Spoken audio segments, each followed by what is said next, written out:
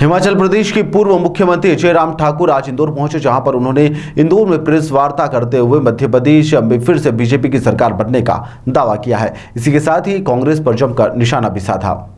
मध्य प्रदेश में एक बार फिर से सत्ता पर काबिज होने के लिए बीजेपी लगातार प्रयास कर रही है। वहीं पर 17 नवंबर को होने वाले विधानसभा चुनाव के लिए भाजपा के पक्ष में अधिक से अधिक मतदान हो, इसके लिए अब इंदौर शहर में अन्य राज्यों से वरिष्ठ नेताओं के द्वारा यहां पर इंदौर पहुंचकर प्रेस वार्ता ली जा रही है। जहां पर इसी कड़ी में हिमाचल प्रदेश के पूर्व मुख्यमंत्री जयराम सिंह ठाकुर आज इंदौर पहुंचे, जहां पर उन्होंने हिमाचल प्रदेश में कांग्रेसियों के द्वारा किए गए वादों और दावों को बताते हुए कहा कि कांग्रेस पार्टी लोगों से झूठ बोलकर सरकार बनाने की कोशिश करते हैं। उन्होंने कहा कि कमलनाथ की 18 महीने की सरकार का जिक्र इस दौरान उन्होंने कहा कि कांग्रेस ने वादे किए थे और वह वादे पूरे नहीं हुए, लिहाजा इस बार जनता प्रदेश में बीजेपी को ही चुनेगी और भारी बहुमत से भाजपा फिर से सरकार बनाएगी।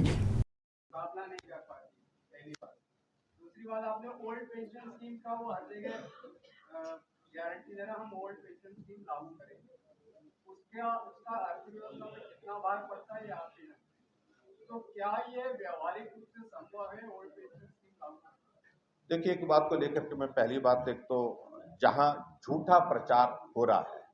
और झूठे प्रचार में जनता भ्रमित ना हो, ये हमारा दायित्व बनता लोकतांत्रिक व्यवस्था के अंतर्गत कि हम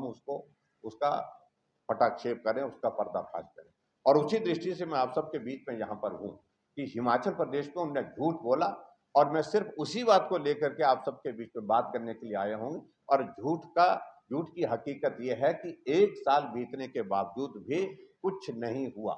जो बोला था सबका सब झूठ बोला। दूसरा पार्ट आपका जो ओपीएस से संबंधित है,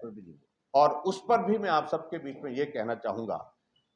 अभी तक ओपीएस के सिलसिले में हिमाचल प्रदेश में ऑप्शंस मांगे जा रहे हैं और जो पैसा कटता है, जो पीएफआरडीए में जाता है,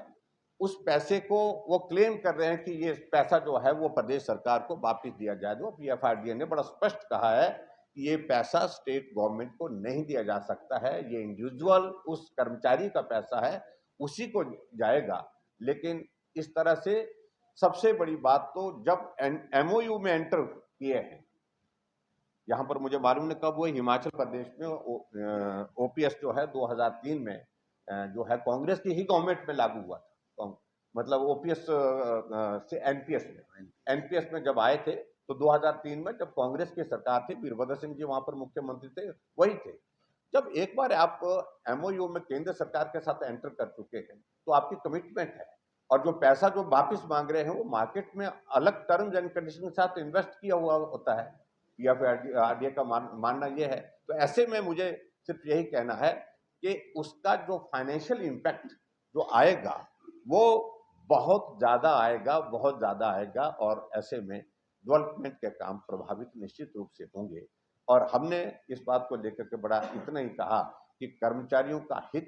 हमेशा हमने देखा है और वो हमेशा उसके लिए काम किया है, लेकिन जिस प्रकार से ये ओपीएस के मुद्दे को लेकर के जो बात कर रहे हैं, उस सारी चीज को लेकर के अभी तक भी हिमाचल प्रदेश में प्रगति नहीं हुई, ये भी मैं कह रहा हूँ। वो भी कहा था हमने, कैबिनेट की पहली बैठक में इस बात को कहा था कि हम करेंगे, लेकिन उसके बावजूद अभी तक 1 साल होने जा रहा है, अभी तक उसके परिणाम वहां पर नहीं आए। कांग्रेस लगातार ये आरोप लगा रही है कि ईडी का